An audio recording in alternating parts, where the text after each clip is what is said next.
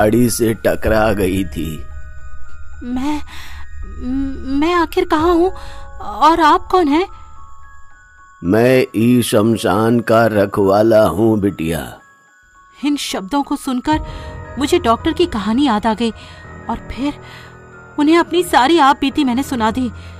Dog के बारे में सुनते ही उनकी आंखें भी गुस्से से लाल हो गईं।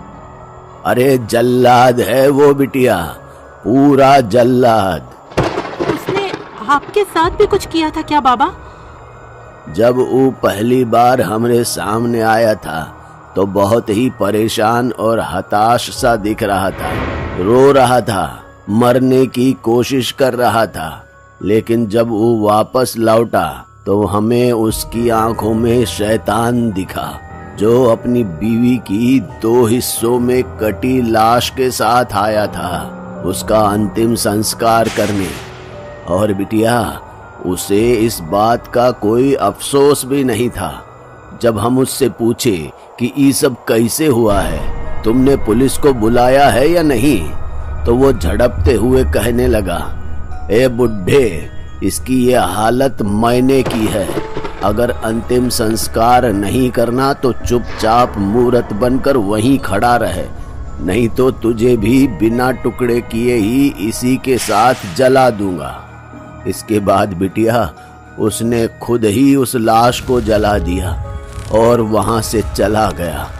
उसकी अस्थियां लेने भी नहीं आया वो, यहीं रखी है वो अस्थियां।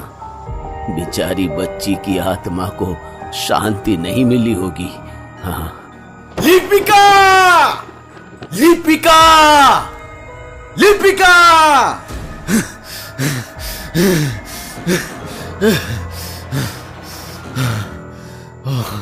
तुम नहीं जा सकती लिपिका, मुझे छोड़कर नहीं जा सकती। ये तो यहाँ भी पहुँच गया, अब मेरा क्या होगा?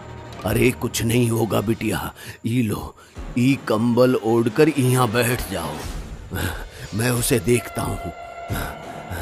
चुप रहना, आवाज मत करना। हाँ। उस बुजुर्ग आदमी से मेरा कोई रिश्ता भी नहीं था, लेकिन वो मेरे लिए उस जल्लाद डॉक्टर से भिड़ने अपनी झोपड़ी के बाहर चले गए। मैं साफ साफ सुन सकती थी कि डॉग को ऐसा लग रहा था कि मैं अंदर ही हूँ, और बूढ़े बाबा उससे लगातार कह रहे थे कि अंदर उनकी बेटी है। उन दोनों की बहस इतनी तेज हो गई कि डॉग उनकी जान लेने पर उतारू हो गया। मेरा दिमाग अब भी काम नहीं कर रहा था, इसलिए वहां रखी डॉग की बीवी की अस्थियों का कलश मैंने अपने ऊपर उड़ेल दिया ताकि मैं आसानी